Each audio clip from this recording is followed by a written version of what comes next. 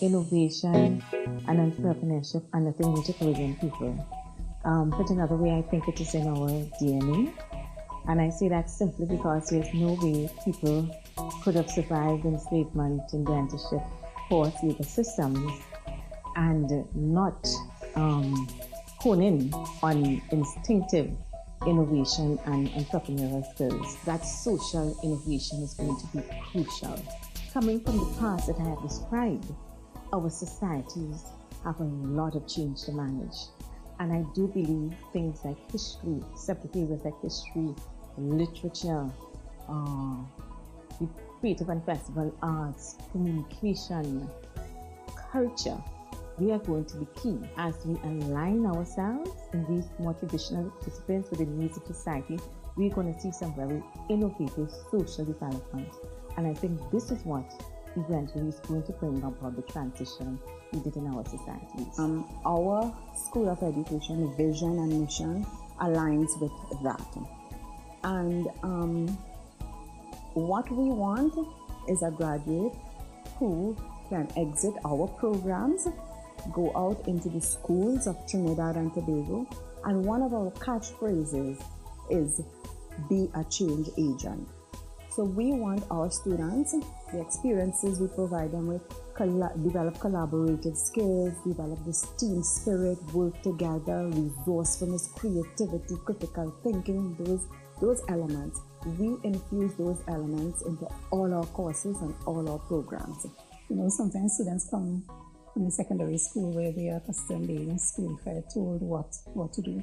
When you come to the university, when you come to our department, we expect that you will engage in critical thinking, not just creative thinking, but critical thinking as well, and speak up and air your views and engage in debate, disagree with each other, disagree with your lecturers, and have really constructive discussions. So that is one of the things that we expect of our students.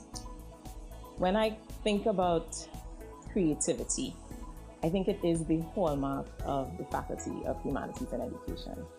I think the nature and the range of subjects and areas that we look at really allow and almost demand that our students really engage in a creative manner and find creative avenues to explore the complexities of Caribbean life, of our society, of our history. And they need to do this in really diverse and interesting ways to be truly successful. And so I think, as I've said, creativity is really the foundation of what we do here. Because as our name implies, we are creative and festival arts. And at our department, we use the arts to educate. We use the arts as primarily as a teaching tool, because one can learn the arts and then be a performer.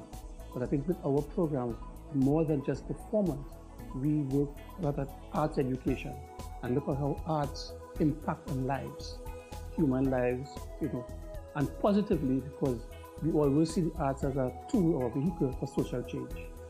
So we continue working along that vein in terms of developing arts and arts education and looking at arts as process and not always as a product, so that students in our department get to understand about the development of the arts, the historical nature of the arts, and the possible ways that we can make arts business.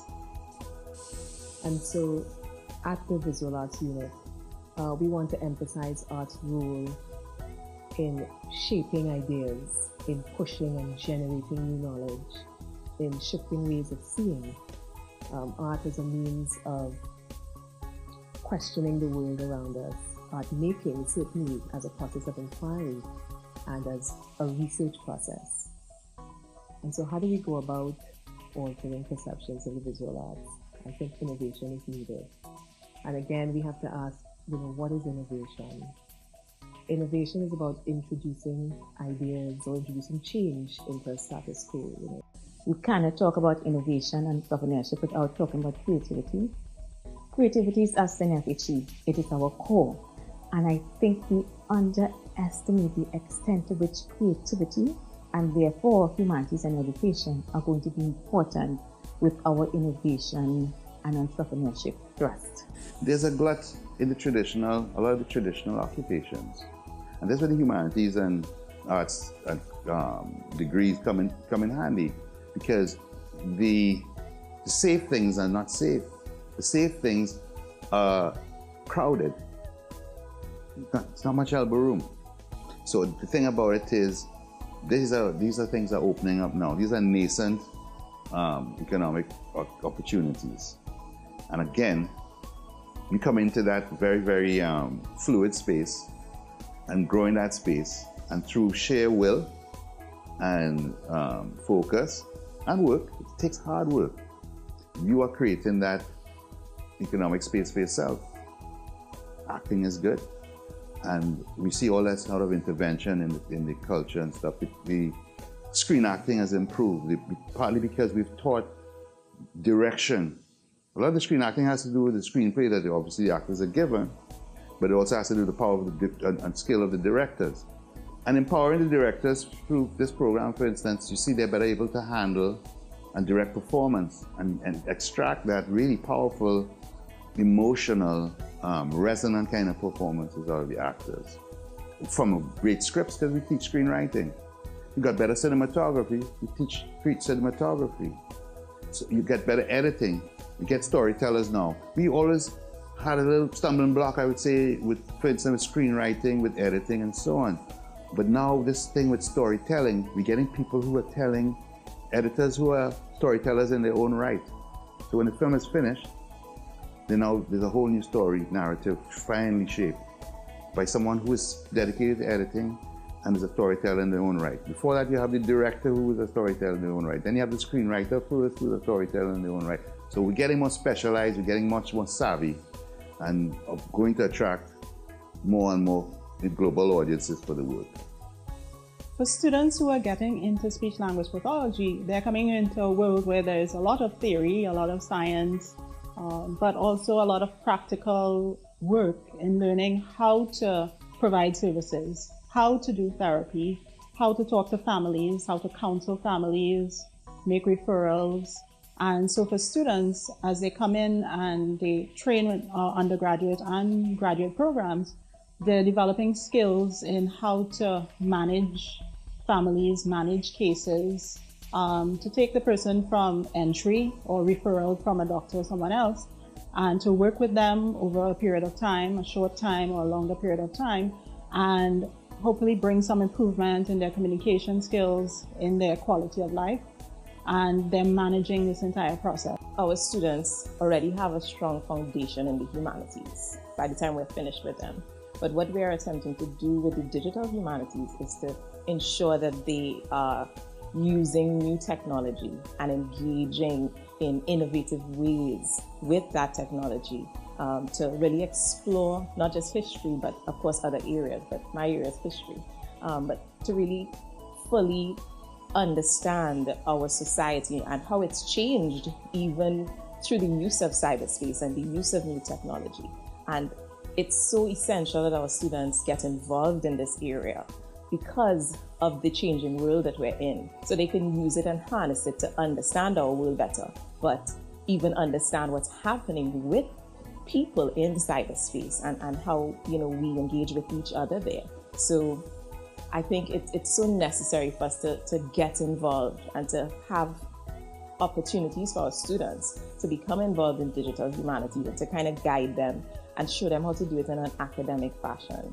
It certainly is going to enhance their understanding of their subject and, of course, the marketability of our students in the world, for sure. Humanities and education is, I would say in one word, indelible. Indelible meaning here to stay. I remember the Latin phrase, humani nihil alienum, which means nothing concerning humanity escapes us. And in the faculty of humanities and education, we cover everything. It's not just about academics. It's about life. It's about relationships. It's about our past. It's about understanding where we are. It's about carrying us in the future. We all think in very different ways. And I think it's important to understand what everyone can contribute to a process. And I think if we are to develop as a people, we have to learn to make the most of all our peoples in the curriculum, the people in the humanities, the people in the sciences, all of us. We have a very diverse faculty. We have many different areas. We have the traditional history and literature. We have film, we have communication, we have the creative and festival arts, we have education. When you think about it, all right, any innovation, any attempt of entrepreneurship must be founded on that if we are to benefit Caribbean people. And therefore, I think we can play a role in every discipline. My dream would be to see students from many different disciplines working together on a project connected to solving a problem in the world out there. Because we all need to understand that everybody has a place. And it is only with this holistic approach to the problem can we really solve it. So the humanities would have a role to play. The engineers would have a role to play, depending on what the problem is. The people from medical sciences may have a role to play, the social sciences. And I think we have to think like that in order to make some of the changes we have to do in the future.